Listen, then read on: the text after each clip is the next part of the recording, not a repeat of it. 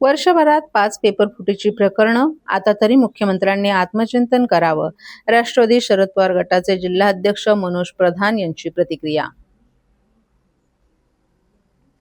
3 मे रोजी घेण्यात आलेल्या नीट परीक्षेच्या पेपर फुटीचं कारण पुढे करत देशभरात फेरपरीक्षा घेण्याचं जाहीर करण्यात आले.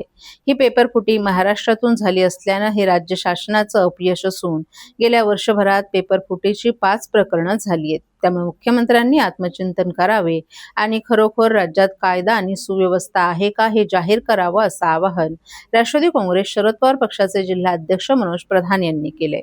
दरम्यान सर्वच प्रकरणात नाशिकचंच कनेक्शन कसं काय येतं असा सवाल करून केंद्रीय परीक्षा पद्धती रद्द करून पूर्वीप्रमाणेच राज्यस्तरीय परीक्षा घेण्यात यावी अशी मागणी देखील प्रधान यांनी केली आहे. देशातील सुमारे 22 लाख विद्यार्थ्यांनी यंदा 3 मे रोजी नीटची परीक्षा दिली होती. महाराष्ट्रातील जवळपास 2.5 लाख विद्यार्थ्यांनी ही परीक्षा दिली होती. ठाणे जिल्ह्यातील 12,862 विद्यार्थ्यांचा त्यामध्ये समावेश होता. नॅशनल टेस्टिंग एजन्सीने दिलेल्या माहितीनुसार तपास यंत्रणांकडून मिळालेल्या गोपनीय अहवालांच्या आधारे हा निर्णय घेण्यात आला आहे. 3 मे रोजी झालेल्या परीक्षेच्या प्रक्रियेत पारदर्शकता उरली नसल्याचं आणि परीक्षेची गोपनीयता भंग झाल्याचं प्राथमिक तपासात दिसून आले. परीक्षेची विश्वासार्हता टिकवून ठेवण्यासाठी ही परीक्षा रद्द करणं आवश्यक असल्याचं एनटीएनं आपल्या अधिकृत निवेदनात म्हटलं आहे. एनटीएच्या या निर्णयाचा मनोज प्रधान यांनी चांगलाच समाचार घेतलाय. 4 प्रकरणं ताजी असतानाच आता नीटची पेपरफुटी उघडकीस आली आहे. हे राज्य सरकारचं अपयश आहे. नीट परीक्षा रद्द झाल्यामुळे 22 लाखाहून अधिक विद्यार्थ्यांची मेहनत आणि स्वप्न धुलीस मिळाल्याचं प्रधान यांनी सांगितलं. आईने दागिने विकले, बापानं कर्ज काढले, अशा परिस्थितीत मुलांनी अभ्यास केला होता. हा केवळ पेपरफुटीचा विषय नसून तरुणांच्या भविष्याविरुद्ध केलेला गुन्हा आहे.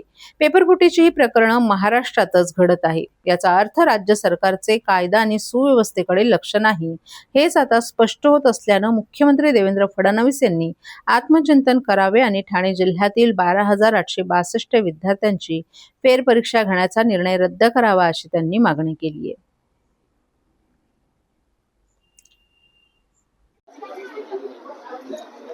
धक्कादायक प्रकार या देशामध्ये घडला. पहिल्यांदा नीट या परीक्षेचा पुनर्एक्झाम होणार असं काल एनटीएने सांगितलं. 22,70,741 लोकांनी विद्यार्थ्यांनी ही परीक्षा दिली होती आणि खऱ्या अर्थाने जे इमोशनल स्ट्रेस काल त्यांना झाला की एकदा परीक्षा झाली की ते पुस्तकं बाजूला पडतात आणि 2-3 वर्षाची मेहनत कुठेतरी संपते असा एक विश्वास लोकांच्या मनात येतो. त्याला धक्का देण्याचं काम काल झालं. पालक आणि विद्यार्थी इमोशनल स्ट्रेस खाली जात आहेत. आता पुन्हा एकदा परीक्षा कशी द्यायची, कधी द्यायची, हे सगळे प्रश्न त्यांच्या समोर आहेत. ही सोपी गोष्ट नाहीये. म्हणजे 5,541 सेंटर्स मध्ये 141 सिटीज मध्ये आणि भारताच्या बाहेर 11 शहरांमध्ये ही परीक्षा घेण्यात आली. जर एनटीएला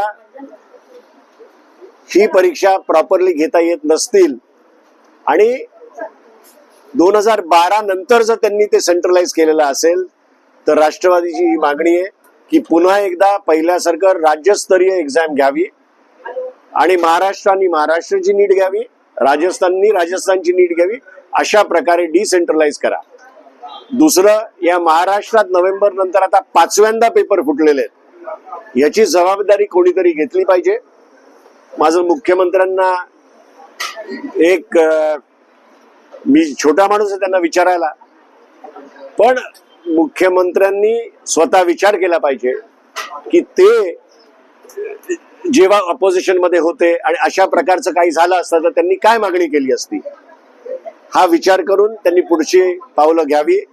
त्यांनी मुख्यमंत्रीपद त्यांचं टिकवावं, पण होम मिनिस्ट्री कोणाला तरी दुसऱ्याला द्यावी, जेणेकरून न्याय व्यवस्थेवर कोणाचं तरी लक्ष प्रामुख्याने ठेवलं जाईल.